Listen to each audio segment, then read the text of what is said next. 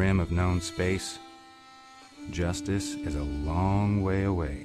Hello, my friends, and welcome to the Space Game Junkie Podcast. I, as always, am your co-host, Brian. Joining me, as always, is your co-host, Spaz. I feel like I've been here before. It's deja vu all over again. Your co-host, Julie. Another day on the right side of the grass. Oh, good. Your co-host, Thorsten. If you're here, you're a part of the resistance. Oh, wait, where's Jacob? I didn't even notice. Shit. Where's Jacob? Oh, he said he might. Oh, that's right. He said he might be late because he has some stuff at home. He's got a family thing. Right, family thing. So he might be late. I forgot about that. And finally, your co-host, David. Something resistance is futile. Resistance is never futile. So, friends, a couple weeks ago we talked about we had our first podcast on replayability. This is going to be our second one. I don't know if we're going to do any more. We'll talk internally about it. But last time we talked about like the one game that we felt embodied replay. Well, more than one for some of us, but like the games that hey Chris. That embodied replayability. And this time I want to talk about to get a conversation going about replayability. I want to talk about the games we have ourselves replayed the most over the years and how many times we've replayed them, if we can recall. And for me, I'm going to start, you can see it on the stream. My most replayed game is Star Wars TIE Fighter. I have played it, I think, all the way through 7 or 8 times. And that's saying something because it's a it's a pretty big game. I mean, I played it 3 times in the first 2 years of it coming out. So it came out in the summer of 94. I played it all summer, finished it the first time. Then Defender of the Empire came out a few months later. So I played the whole thing again with the expansion pack. Then the next year, the CD-ROM version came out with another expansion pack.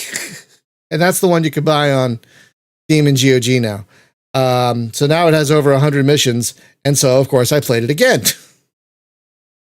And so within 2 years, I replayed that damn thing 3 times. And then over the years, I've revisited it many times. You can see on the channel, I finished my most recent replay of it 2 years ago, first with pre-recorded video, then on stream. It's a big game. It takes a while to finish because there are like 120, 130. There are a lot of missions. And they take a good amount of time. And if you fail a mission, you have to redo it, which just makes the game longer. There's no branching anything. But one of the reasons I keep revisiting this game, there are many actually. The first is the dogfighting. There are a few games that get dogfighting, I feel, as right as this one. I mean, the only game I feel that bests it is Free Space 2. Maybe Rebel Galaxy Outlaw. Very close with that one. But the dogfighting in TIE Fighter just feels pretty perfect. Like, it just feels absolutely right, especially with the different craft. Like, you're flying a box with wings when you start with a TIE Fighter, and then eventually you're flying this beefy TIE Defender, and they all feel different. And they, another reason I keep replaying it is the story. It's got if you've never played TIE Fighter, you guys, it's got an amazing story. It's got an astounding story about a civil war within the Empire, and you're like, that would never happen, but the story is so compelling that you totally believe it. And I'm going to be honest, I almost got, so you in the game you join the Secret Order of the Emperor, and you get this glowy tattoo as you rank up with the Secret Order of the Emperor, and eventually you get this really cool looking tattoo. At least I thought it was cool looking. I was going to get that tattoo, and then I got a henna version of it. And so I showed it to friends, and they're like, that looks like some SS German shit. I'm like, wait, what? And they were right. So I didn't get that tattoo. I mean, it's kind of appropriate given the fascist. Of yeah, the no, Empire. I get it, but I didn't even think of that at the time. I didn't even think of that at the time. I'm going to tell you what, TIE Fighter actually makes you feel like, yeah, I'm putting down crime I'm keeping the universe safe. Like, it actually convinces you that you're a good guy. I don't know how it does it. But freaking does it. You're like, yeah, I'm keeping the universe safe from the dastardly rebels that are blowing all this crap up. I don't know how it does it, but its story is so good that it like, huh? You do sound like a guy from the 501st Legion. It's that cosplay group. I know. One of my best friends is in that. But yeah, like you're like, yeah, Empire, go. And one of the other big reasons is the music. The original version that you can buy, the DOS version that you can buy on Steam, not the Windows version. The DOS version has this amazing iMuse music system, which changes the music based on the situation. And it's still some of my favorite gaming music in all of gaming. It just gets your blood going. So there are many, many reasons I have revisited TIE Fighter over the years. And I'll probably play it again at one point once I've had enough distance from my last playthrough that I forget most of it. I mean, there's some things you don't forget, like that mine layer, that mine mission, where everything goes to absolute shit.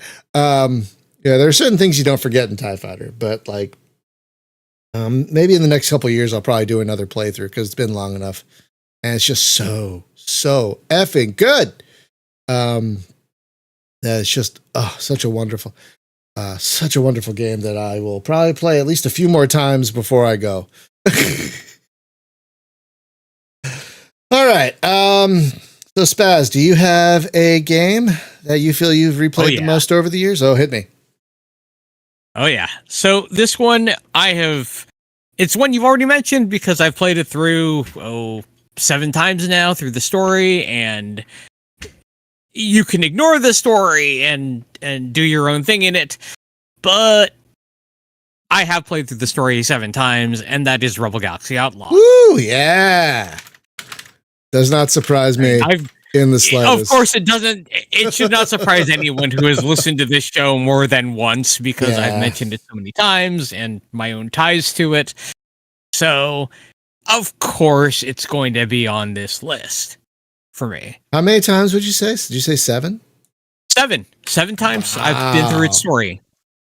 Wow, and that's because every time I played it a different way, doing a pirate playthrough, doing a mining laser only playthrough, literally mining lasers only. How was that? Was that fun? Was that good?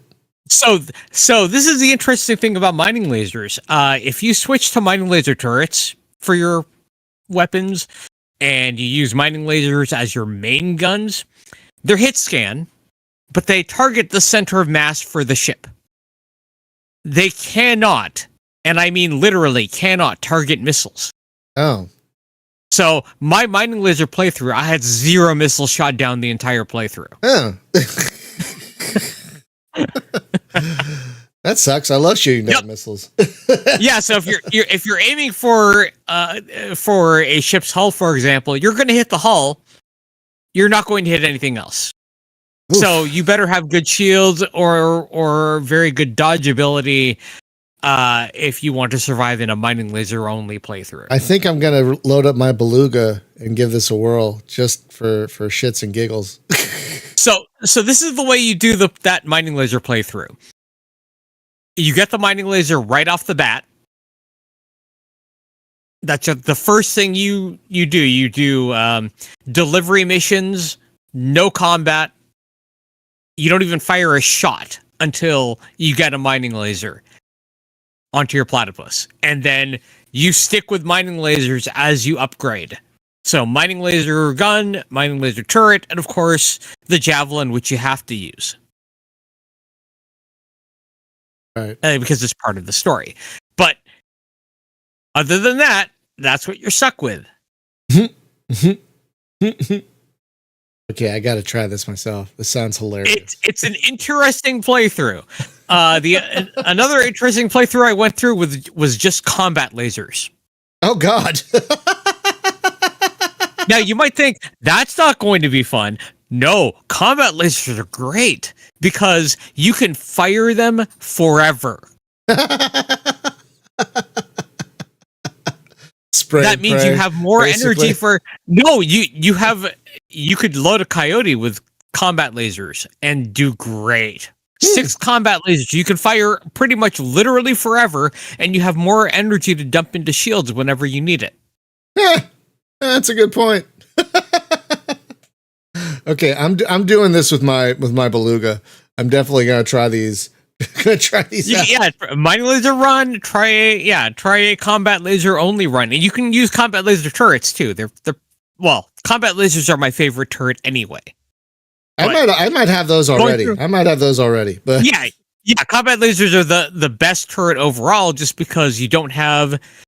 For one thing, they draw very little energy. They have a high accuracy rate, and they don't have the same kind of cooldowns or downtime that the Gauss turrets or machine gun turrets have. They don't have the reload time to deal with, and you don't have the low accuracy. So of the mass driver turrets, so just deal with the combat lasers for your turrets and combat lasers for your main guns, and you will have a fun time. It's different. It takes a little bit longer to kill stuff, but when it comes to keeping shields down, oh yes. Oh yes. Okay, those both sound like a good time. Yeah, you just change up your playthrough, and it does change up how everything else goes.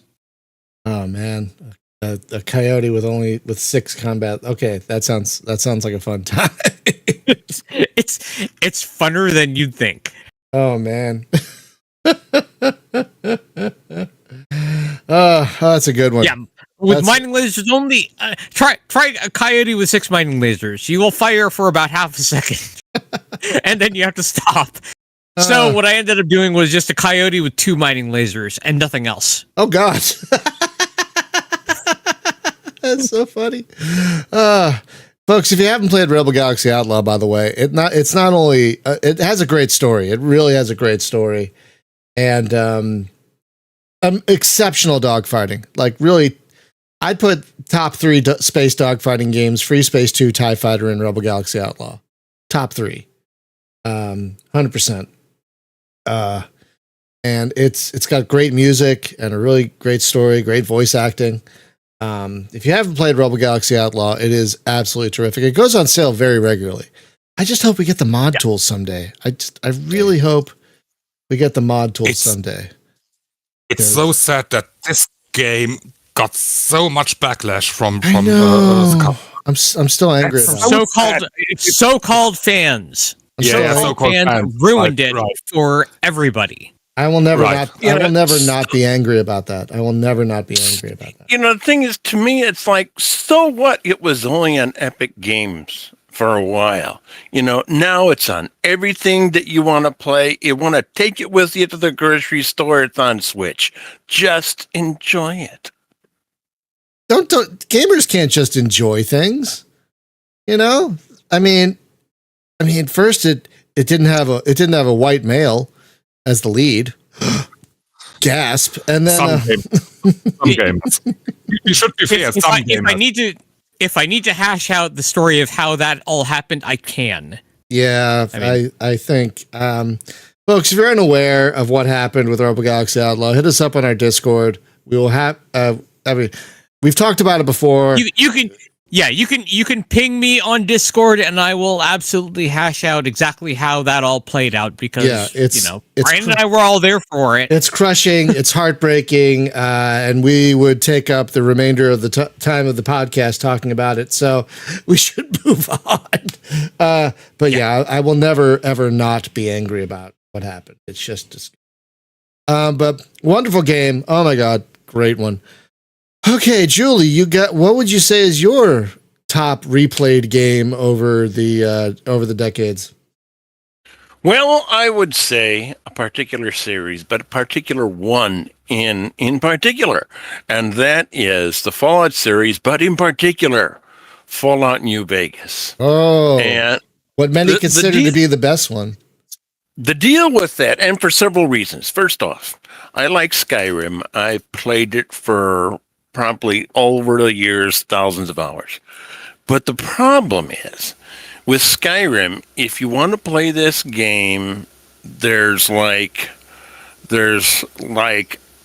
play whatever class you want, but ultimately you will end up as an archer who sneaks around because it's designed that way. But Fallout New Vegas has so many different ways to play, and it's astounding. You just like, this time I'm going to use my fists. I've gone through sometimes it says I'm not going to touch a gun. This time I'm going to use this bat I started out with. But more than that is, like Skyrim, however, is I can mod this one easily. For example, when I first, and here's a song that lives in my head forever. When you first enter the New Vegas Strip, you hear "Ain't That a Kick in the Head," Dean Martin playing. And it's just like, yeah, and it's that. And I was walking down the strip with Dean Martin playing that, and I thought about the original Ocean's 11, and I said, why doesn't my hotel room overlook the strip? And I said, by God, give me a day or two and it's gonna. And I put it on Nexus, and there's some people say, yes, I did optimize it. But some people say, oh, it puts a big heavy load on my video driver. And I said, yes, I know it's going to. It doesn't on mine. Wait, I made what? it for myself. Wait, you made a hotel room? The deal is, without giving too much away, if you side with a particular person, when you come to Fallout, when you come to the strip for the first time, he will give you a suite, but it doesn't really overlook the strip. You can't see the strip. All you can see is like sky. So I did a manager's suite in this particular hotel, as I wanted it to overlook the New Vegas Strip. And I did optimize it, but at that point, it's a little hard to entirely optimize something, and you had to have, for the time, kind of a hefty graphics card. But I said, it's like when I did the one EDE doesn't die. Well, I just didn't want that character to die, so I said, okay, I did it for me, and I'll share it with everybody. So I can mod that game however I want. And that's another thing. But, also another reason why I love that game is because I love the in-game radio station. And it's got Mr. Las Vegas himself as the disc jockey, and that is Wayne Newton. And I said, play all the songs from back in the day. And I said, what is not to love? And it's replayable, even if I don't play it to the absolute end. I can play it and play it through and say, okay, this time here's what I'm going to do. I am going to off everybody who's following Caesar. Absolutely every last one of them, because they're slavers. And that's it. It is infinitely replayable. And if you get bored of replaying the way it is vanilla, there are myriad ways to play it if you just go out to the Nexus. I wish I didn't get so scared in the Fallout games. They just terrify me so much. I just can't do it. Why? It's a sign of good atmosphere. Yeah, that they can scare you. Yeah, but yeah. On the other hand, that's something that twinges your horror. It really does twinge the horror thing. Yeah, it's got just enough horror in there that I'm like, Well, in Fallout 3, which I've played not as much as Fallout New Vegas, I will admit the first time I played it, I said, I'm going to set off this bomb just because I want to see what a nuclear explosion looks like from ground zero. Oof. And I set it off. But there are some things in that game, some quests that say, okay, do I let the zombies into the hotel or not let the zombies in the hotel? And the thing is, there is no right answer to that. It's like you will be blasted for it no matter how you do that quest. So that's why I like that particular series, but especially Fallout New Vegas, because it's the best one. Yeah, that's what a lot of people say. That's a good one. I wonder how many other people would say that particular one, because I know a lot of people who just have go back to that well many, many times. There's no spiders in the subway, but there's lots of zombies. No, thank you. Nothing. I don't know what it is. Like the zombies in Fallout 3 and New Vegas bothered the hell out of me, but the zombies in like Dying Light, not as much. I'm not quite sure why. But anyway, Thorsten, you got one? One? I've got millions as always. Well, give me the top. Give me the top of the top. Give me the top. Yeah, of the top. the top of the top. There's only one choice, and that's the Elite Series, the early Elite Series. Ooh. Yeah, there could be only this choice for me because I've played the original Elite for over a year, constantly, and set 4 hours a day, and the 2 follow-ups, of course, too, and in between Elite Plus.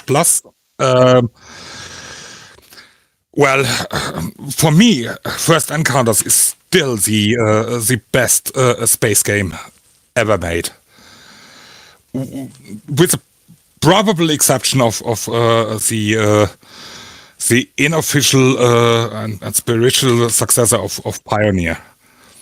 But so would you say? Sorry to interrupt. Would you say First Encounters is the one you've probably dabbled with the most? No, that was definitely the original Elite and Elite Plus. Okay. But in my opinion, First Encounters was probably the best iteration of the whole series. I've got to mention, although I hate nowadays Elite Dangerous, I've put over 600 hours into that game. You were trying to you were trying to recapture that magic. I get it. I totally get it. Right. But as always, players in MMOs put me off. Other players, of course. And I wish they would have made it single player. I really wish they would have made it single player. Me either. But it didn't happen. I mean, the graphics are great, but it still misses a lot of the gameplay of First Encounters and Elite 2 Frontiers. So it's not my thing. Let's put it that way. Yeah, even with the offline mode that you mentioned, David, even Elite Dangerous' offline mode, there's still something missing from Dangerous. It's empty. Yeah. It's empty. Yeah, it's so in the offline mode. Yeah, go ahead. No, it feels so dead and lifeless and soulless compared to the original 3 Elites. Even when playing offline / solo, it just doesn't feel the same. I don't know how they did it, but they failed to capture the magic of the original 3 Elites. I don't know how they failed so majestically, but they failed spectacularly in recapturing that magic. It's the same people. What the hell? Yeah. I really don't get how they managed to fail it. It's still. I mean, you coined the right expression for it. It's an ocean just an inch deep. Yeah, and that puts it at best. Still, one of my greatest gaming disappointments is Elite Dangerous. Honestly, just really top of the list. Like, we're probably never going to do a podcast about gaming disappointments because we try to keep things positive. But that's probably up there for me. Yeah. Oh, I'm trying to get numbers. Julie, real quick, how many times would you say you've replayed New Vegas? I'm trying to get numbers here. I forgot to ask. I would say easily more than 10. Ooh. But I want to point out at this point, and this is one of my biggest complaints about Elite Dangerous, if you're going to do a tutorial, mark the entrance to the damn space station. But yes, I have played. I have played easily 10 or more. There are also parts of the game what I will do often with Fallout New Vegas is the same thing I'll do with Skyrim. I will play to a certain point and stop and save that character so that I could go back to a particular point in the game that I especially enjoy, just so the decision at that point when you're going to blow up the bomb in Fallout New Vegas, if you do or do not blow up the bomb in Fallout 3, it changes the game a lot. And so in Fallout New Vegas, there's so many different ways to play it at easy 10, maybe more. It's hard to keep track of because every time I get a new computer, it's like, oh shit, I got to reinstall it again. And Thorsten, how many times would you say you've replayed Elite? The original Elite, I did restart it about 9 or 10 times, but I've played it for months in each time. I'd say that counts. I would totally say that counts. God, yeah, Elite. I still don't understand how they gummed up Dangerous so completely. Anyway. Jacob, is Jacob here yet? No, he's not. Sadly. All right, we'll hopefully come back to him. David, skipping over Jacob. David, do you have maybe one game that you have replayed more than any other? Well, it is a sandbox game, though. Can we let that count? If it's a sandbox game with a story, it can count. Yeah. If you're playing through it for its story, then that's more, I think, what we're focusing on here is playing through the main story, if there is one. Yeah, like the main story, if there is one. Yeah, like I don't know if something like, say, Warframe would count because you're just grinding and grinding and grinding and grinding and grinding. There's never like really an end. It's just go, go, go. That's more grinding rather than replaying. You know what I mean? So just as an example, I would say something like that doesn't count. Well, that and you can't really restart in Warframe. So can I talk about not Warframe, but hit the desk. Minecraft. Can I talk about that thing? Okay. Yeah, sure. So yeah, what is it, like the 2010 when it originally came out or something like that, into its early access or whatever? It's I don't know how many times I must have restarted with that game over the years, but it has been a few years since I started up that game. And I think, I mean, when I started to play the game, there was no freaking Enderman, there were no Ender Dragon, there was no jungle, there were no cats in the game, there's been a couple of additions into Minecraft over the years that are completely alien to me. And I think that the last time I tried to play the game, they actually also had made a new Mojang launcher that you had to get separately because, What? your old purchase from the main homepage was, not connected to the new service to launch the game. I guess you call it Bedrock version. Yeah, I think that is. And like there are two different instances of the game. So mostly I've been playing the Java version, the old Java version. And when I start up the game, I'm always amazed by looking at the randomly generated world, what the algorithm have thrown together. Like, oh yeah, I have never seen that mountain before. That's cool. And there's never going to be another one like that. So that's pretty cool. Start up a new world and see something else. It's kind of magical at a time. But then you start to realize how many times you can start all over again punching trees. And then over these last 15 years, how many other games that have come out that you are punching trees in at the very start. So, yeah, some kind of deja vu when I'm always starting up a new survival crafting game. But I guess mostly when I lost most of my interest in Minecraft was probably when the Enderman appeared in the game that can teleport around and pick off blocks of whatever you have built. I didn't like that at all. Oh, So I think I just dropped off the game right after that. that's annoying. And when I got back, like I said, there with the Mojang launcher, I joined my cousin on his own private server, where he had, along with his neighbor, produced a, how could I call it, like an interactable adventure for their nephews, I suppose they were. Yeah. So it was really cool. Like they had all these story triggers that open up doors when the kids went through a puzzle or something like that. That was really cool. And then I was like, okay, yeah, but this is obviously not how we play Minecraft. How's your normal save looking like? Oh, it looked like this. And then they show completely automated monster farming with endless experience. Like, how do you build something like this? How do you even get an idea? Okay, so I think I'm done with this game. Let's do something else. So yeah. I should point out Mm-hmm. to those that haven't reached the end, there is actually an end goal in Minecraft. There is? And that is, yes, to kill the Ender Dragon.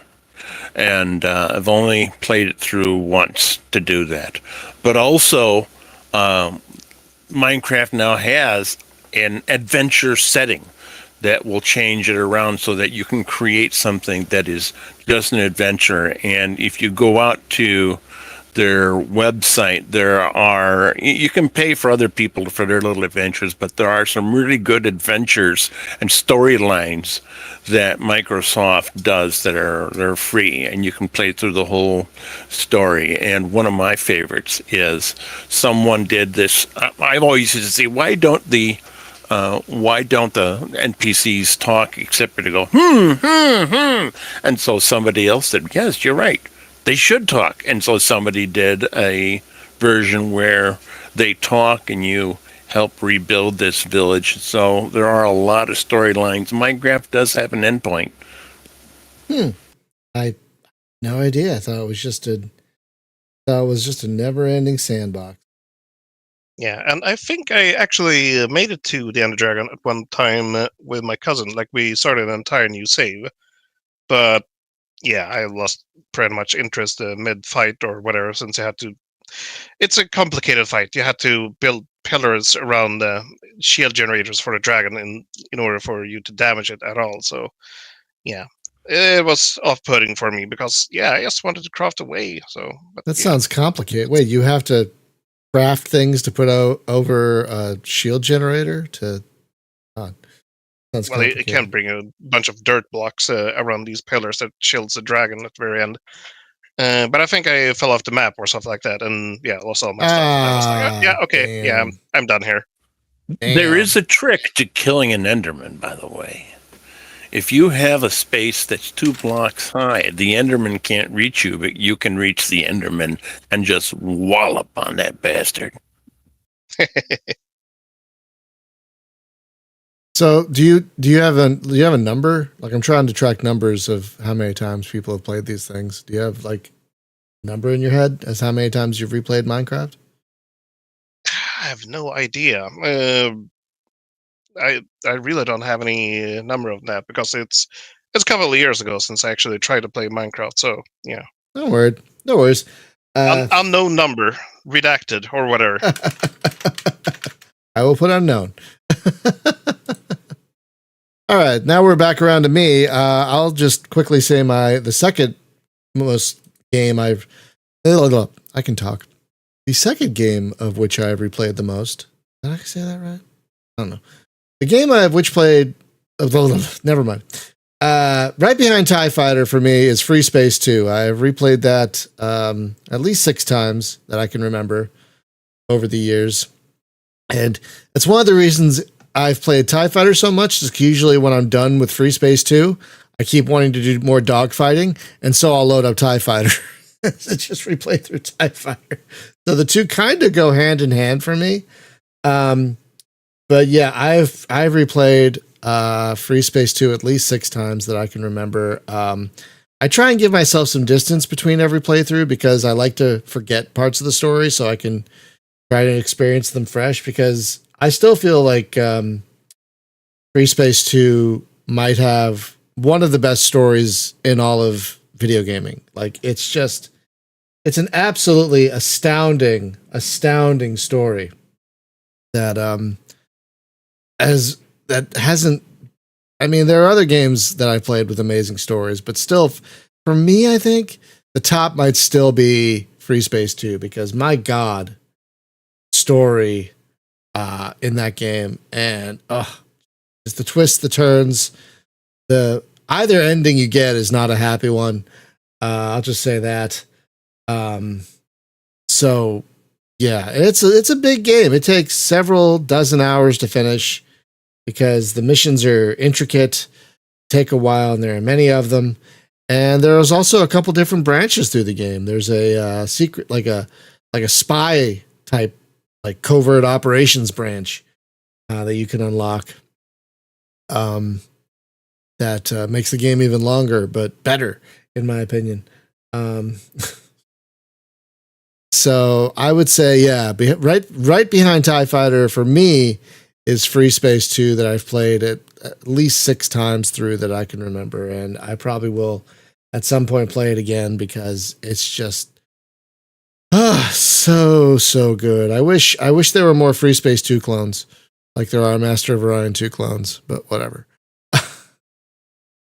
Julie, Spaz, what about you? Do you have a second game for your list? Yeah, I do. So this one, it's going to cheat a little bit because it's one that I was playing through in large part because I was writing the guide for it, and so you know what I'm talking about because I've already mentioned it on the show many times before. Yep. Genesis Alpha 1. Now, I have to say that the number of times I've played through this is in the dozens, but I've lost count of the number of times I've played through runs in this game because I've done so on PS4, on Epic first, then PS4, then on Steam. Wow. So I've 100%ed the game on 3 different platforms effectively. And wow. Yeah. Yeah.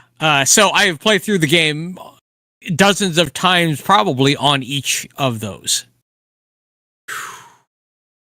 And that's a big game too. That's a very big game, right? And it's really great in my opinion. Yeah. Oh yeah. Yeah, it's a semi sandbox, you could say, because you have freedom to move about each sector as you are going through, and each one is procedurally generated, so each run is going to be different.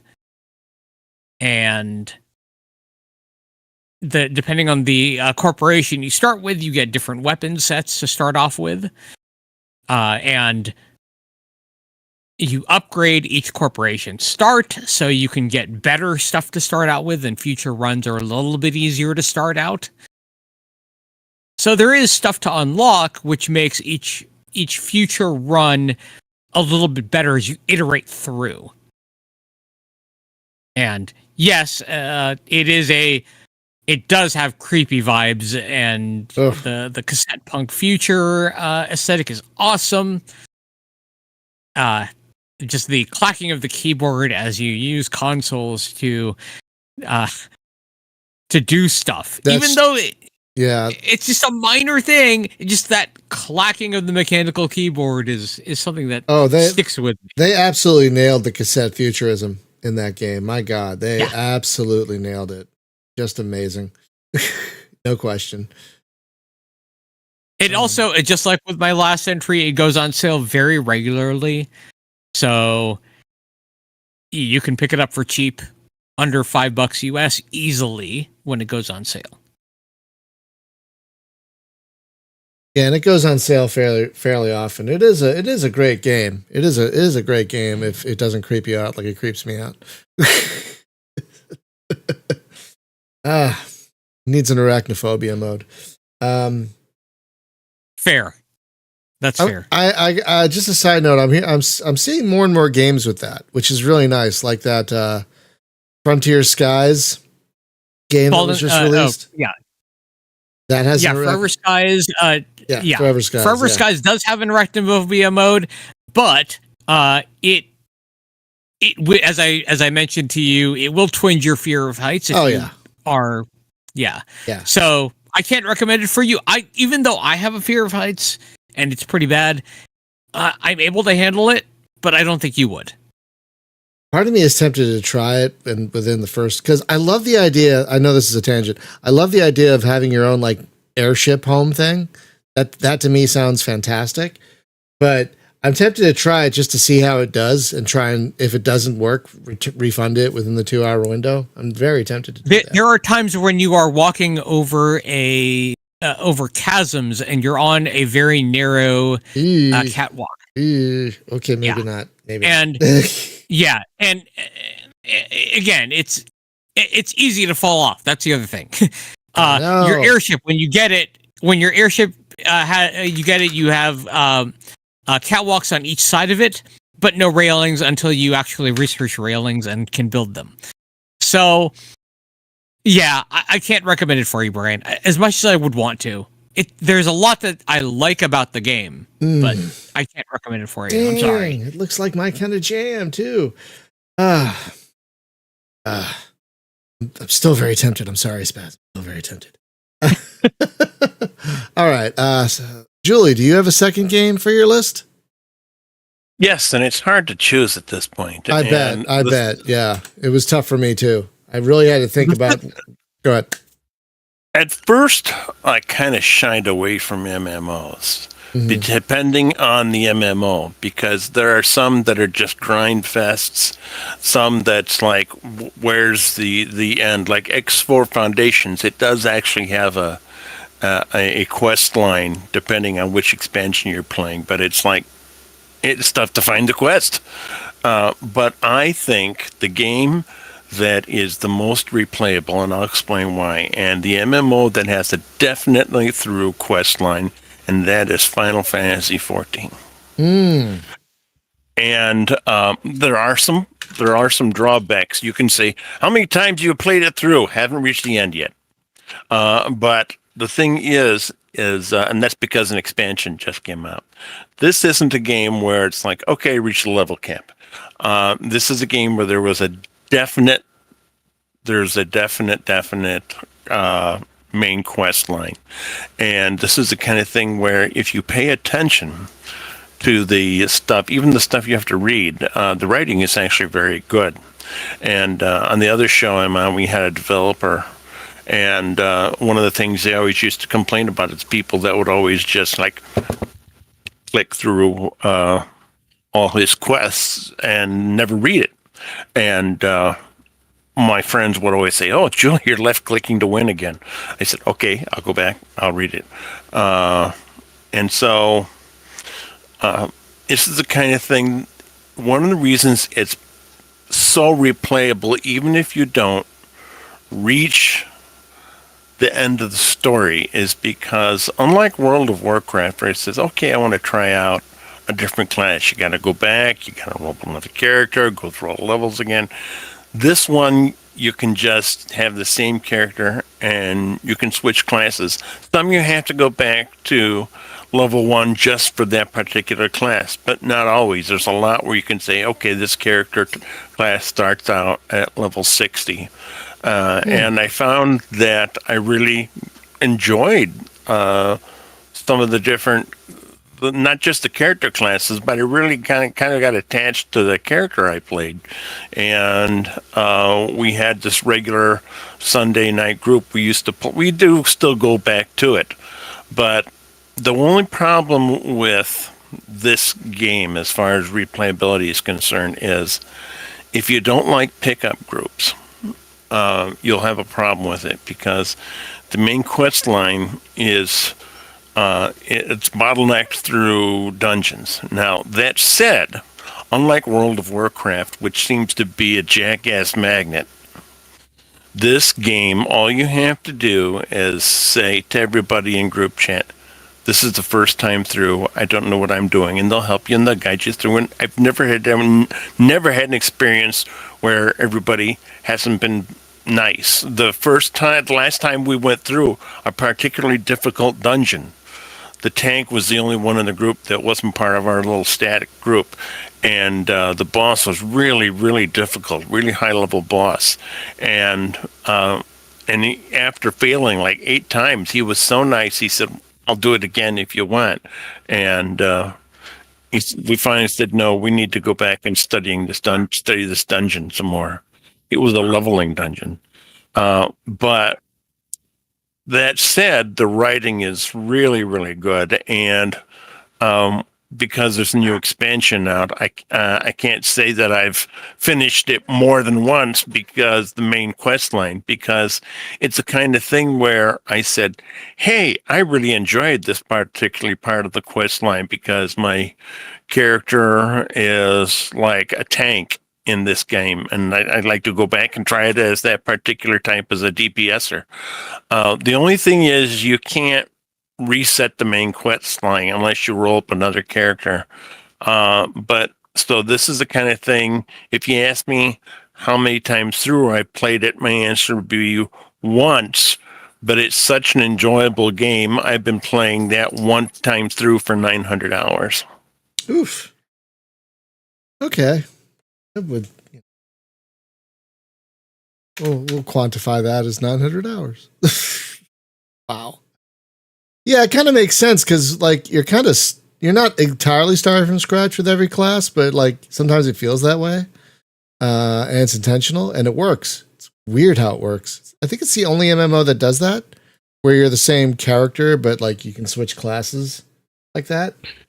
Yeah, that's the only thing is if you cannot repeat the main quest line. Now that said, there are almost an infinite number of side quests, and there are a lot of radiant quests, and they have just these little quest lines where it's like you go to a particular area in a particular, everybody gets together, and I forget what it's called, but you get together just to defeat that one particular boss.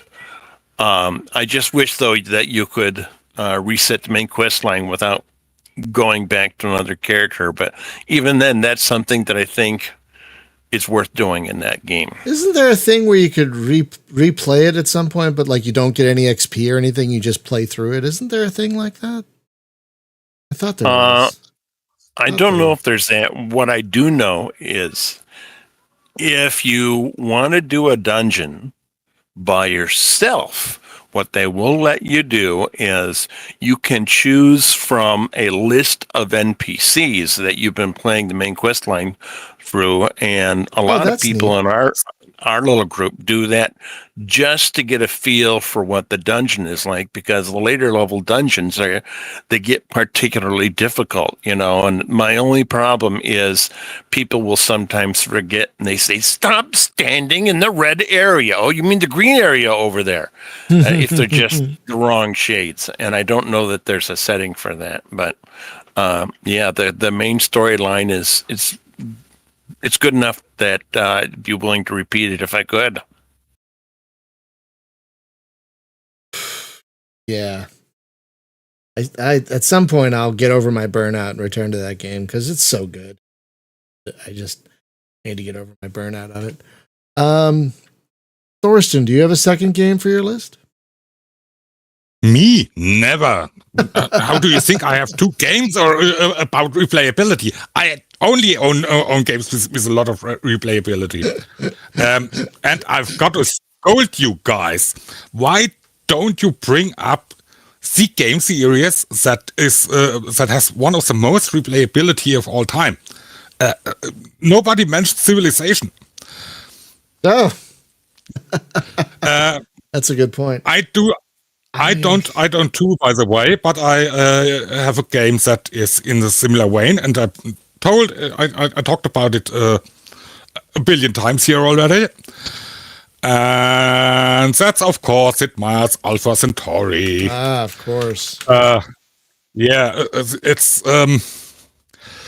I've never finished a game of Alpha Centauri. I've never finished it. Really not? I'm not good at it. I'm not good at it. The game is really smart, and I'm not that smart. So I've never been able to I've never won one. I mean, I've gotten to the end of a game where one of the other players has won, but I've never won. No, there are so many good things to say about this game. Oh god! And yeah. in my opinion, the technological concepts presented in the game still hold up today. Oh yeah. And I mean, the game is by now 25 years old. That's a bit sad that it's that way. And again, Steam wasn't a thing back then, but when I really played it, I calculated that I was about 900 to 1,000 hours into it, and then I stopped counting. So I played it a real lot, and I'm playing it again since it's on GOG and Steam. Like there aren't a lot of games that are like it. There's Pandora, which is a really good attempt at it, and then there's Beyond Earth, which apparently wasn't that great. I never played Beyond Earth wasn't great. Yeah, Beyond Earth wasn't great. Pandora, on the other hand, despite its extreme high level of difficulty, is a good one. Yeah, that was a pretty good attempt. Agreed. Yeah, the AI, especially in that one, is very, very good. Yeah, it's amazing. Like Alpha Centauri was a hit. Like it was a hit, and like not a lot of people tried to make clones of it. How many Master of Orion 2 clones do we have? But not a lot of Alpha Centauri clones, sadly. Maybe they saw that they couldn't top it because they were probably right. I mean, it's so, folks, if you haven't played Alpha Centauri, my God, what are you doing? Get it today. I don't care if it's on sale or not. Get it today. It is one of the best 4X games ever, like period, ever in the entire history of gaming. I feel it is one of the top 5, at least. I feel it's just. I mean, I think it's better than the Civilizations. Chris, I think so. Chris, God, I think so. Yeah, they're the one. It's the same folk. The folks that did Zephon were the same ones who did Warhammer Gladius, I believe, and I think they're also the same ones that did Pandora. I think you might be right on that. I've heard Zephon is very good. By the way, I haven't played that one, but I've heard it's very good. But God, Alpha Centauri, man, that came out at the right time. And folks, if you can, get a physical copy because that manual is a joy to read. I mean, even the PDF version is good, I guess, but like that physical, there's something really nice about that manual. Just about that, What we should mention is, for a modern gamer, the UI is a catastrophe, to say at least. Well, I mean, it was a product of its time. Different. Like I was talking to someone the other day. This is another tangent. I was talking to someone the other day. We were talking about the Crusader games. Crusader No Remorse and Crusader No Regret. And I was saying that I tried returning to those games and I can't do it. Can't do it. If you recall, those games are controlled almost entirely with a numeric keypad. And it is a pain in the... I mean, we dealt with it in the 90s because that's what we had. But like, you try and play it now, it's like, what the fuck is this? What were they thinking? So yeah, sometimes some things don't, it is a product of its time. For its time, it was pretty good. For now, but if you know that going in, you might be all right. just once I just wanted to. Go ahead. Go ahead. Sorry. No, go ahead. Well, I just wanted to say, Sid Meier is such an accomplished game developer that I think, and his games are so involved. I think he must have sold his soul to the devil to be so good. And I always talk about I played the Civ games till it would be like, oh, it's 5:00. I got to go to work at 6. I got time for one more turn. And that's where the whole Civ Anonymous thing came from. And his games are so engrossing. I had to purposefully step away because otherwise it was going to destroy my life. Yeah, that sounds like Civilization. I mean, you can also say that about, Pirates and F-19 and God, yeah. Oh, man. Just freaking legend. Freaking legend, that guy. I still got to finish the book. I started reading his autobiography, and I haven't finished it. And if you want to play Civ 6 and you got a Switch, now that Civ 7 is out, it's the perfect time to start Civ 6 because everything was on sale for dirt cheap, including all the DLC. Yeah, if you like Civ 6, anyway, I didn't like Civ 6. I Why didn't you like it? It was lacking something that the earlier ones had. Like 4 is my favorite. 4 has been my favorite. Maybe it's because it didn't have Leonard Nimoy, but the other ones didn't have Leonard Nimoy. But 4 I think got everything right, especially with its expansions and its modability. But I didn't really like 5 very much, and I didn't click with 6 either. And I haven't heard great things about 7. I mean, I actually have enjoyed my time with 7, okay. but but here's the thing that's been true for every Civ game since probably Civ 3. Mm-hmm. It takes about a year to a year and a half before everything gets ironed out, and the things that plague it at launch get worked out, and it becomes the game that people remember and say, for the next entry, I liked this in the previous game, why isn't this here? Or the new game isn't as good as the old one, when people said the same thing about 4 having issues at launch that weren't there a year and a half or 2 years later because they got ironed out. And they said, point. I'm going to go back to Civ 3. And they did the same thing when Civ 5 came out and Civ 6. And it's the same pattern, the exact same pattern. They say, oh, the previous game was better, but that's after a year and a half to 2 years of updates and patches and new DLC content. So it colors the perception just a little bit. That's not unfair. Comparing a recently released game to a game that had 2 years of updates, is really not fair. That's not unfair. That's not unfair. The Mass Effect series was a lot like that as well, because all my friends would say, oh my God, this is a terrible game. And I said, what are you talking about? I've never had any problem. They said, that's because you waited a year to play it. I said, it's not my fault you played it right out of the box. I waited a year till it was done cooking. Well, maybe I'll give Civ 7 a try at some point. Probably when it's in like a bundle with all of its DLC. Yeah, that's completely fair. I think 7 is going to be a really well-regarded game in a few years. It's just not as well-regarded as it should be because it just came out and it's still cooking. And that's okay. That's something to keep in mind, is that it just needs a couple of years before it gets to a point where people are going to remember it as being good. It needs that time, though. Yeah. No, that's not unfair. And that, too, is on Switch. That way, because the angry parrot behind me... Civ 7 is views this as... Yes, that views it as her computer. I can play the Civ 7 on my Switch. I haven't bought it. I'm still busy with Civ 6. It still isn't on tablets left yet. I've been looking for it just out of sheer curiosity, but it isn't on Android yet, sadly. All right, David, you want to bring us home?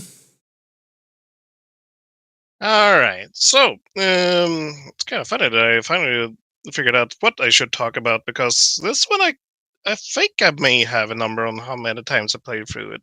I think. Okay. I'm pretty sure. Because I got faster and faster at the very end and completing the game. I think I can probably finish it in one evening now. Oh.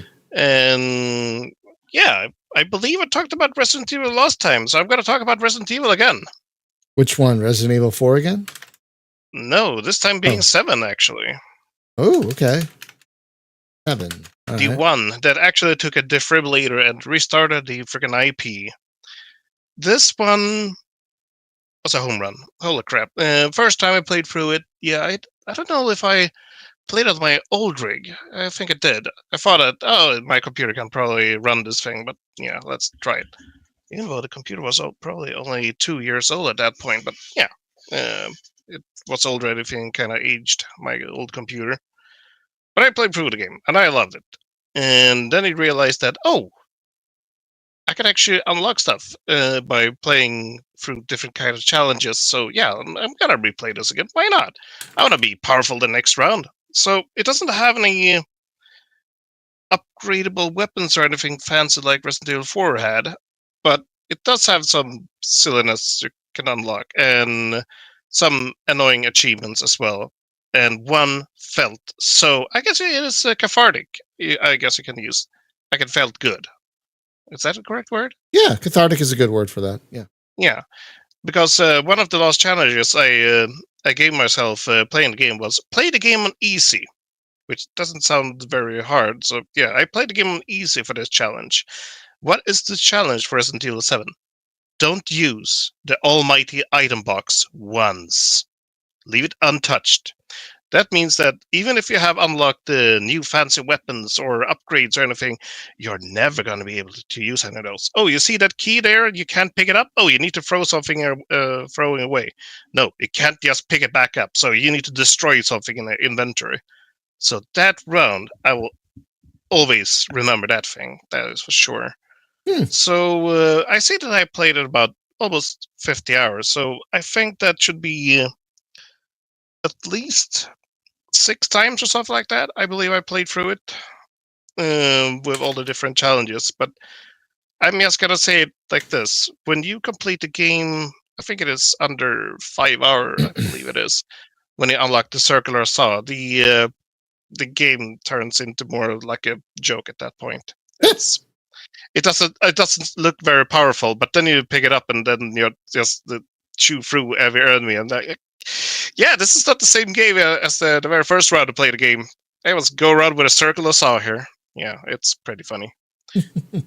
So yeah, and especially seeing how the story ended up in 8. Yeah, 7 definitely deserves some more recognition after all the praise that Resident Evil 8 got when it was released. So yeah, thank you, Internet. But yeah, I really like the villains in 7. Let's just call it that. And it takes place in the US, which I think is pretty neat. Most of the Resident Evil games take place in the US, but here we have out in the freaking swamp. So I guess kind of inspired by Texas or something like that, or something like that. And yeah, I feel kind of sad about the enemies that you had to put down when you really get to know everything, how it went down really. So yeah, that's definitely gonna be my pick. I was gonna talk about another game, but then I realized that I think I have more to talk about this one. I guess I can talk more, but we're probably over time already. So a little bit, but it's okay. We try to keep, as we've said, we try to keep these around an hour. That seems to be, I don't know about you guys, but when I see a podcast is about an hour, I'm like, all right. If I see I recently subscribed to a podcast and most of their episodes are 2 to 3 hours. I'm like, no, I can't. Break it up, guys. Break it up into episodes. Come on, just do part 1, part 2. Just do that. Come on. I for some reason, if I see anything longer than like an hour and a half, I'm like, not really interested. So an hour seems like a good, length. Maybe that's just me. I don't know. Huh? And look at what was posted here, and this brings up a question that I've got. And I said, Resident Evil 7 Biohazard, right there it says $20. But yet when you go out on Switch to play it, which granted, unfortunately, it's a cloud version, and I hate cloud games, but it's twice as much. Why is it twice as much? Probably Nintendo tax. Nintendo licensing. Yeah, you got to pay a little extra. It's often called the Nintendo tax because you are oftentimes paying more for something that is unique to the platform. And they can charge you for it because you're stuck on their infrastructure. So it's Nintendo tax. It's sadly why I still haven't bought Rebel Galaxy Outlaw on the Switch, because it's never been on sale. Never. Well, also my problem is it's a cloud game, so that if it's a cloud game, they turn off their end. You can't play it. Yeah, I'd be wary about that. I'd be definitely worried about that. All right. Well, that's going to do it for this episode, y'all. That was a good one. We talked about a lot of games. Next week on the show, we're going to talk about games that respect your time. Something that's becoming, at least to me, more and more important as I get older, with more responsibilities. And thankfully, there are a lot of games that are doing a better job at that. And am I getting a phone call right now? That's the worst time to get a phone call. So we're going to talk about games that respect your time and the games we feel do the best job at it. So that's what we're going to talk about next week. And tomorrow we're going to do more Jumpgate. Looking forward to that. So have a great day, everyone. Be safe, be well. Stop it, Thorsten. Take care of each other. God damn it. Just cut it out. Like and subscribe. No, stop. Stop. No, you don't. No. Please get vaccinated if you haven't already. Get your shots. Wear your masks. I mean, COVID is still a thing, and we don't know what's coming. Bird flu, measles, no idea. So please take care of yourself and get all your shots. Wear your masks. Thank you, as always, to your patrons for literally helping pay for things like Restream, which is expensive. And do not forget to wear your helmet.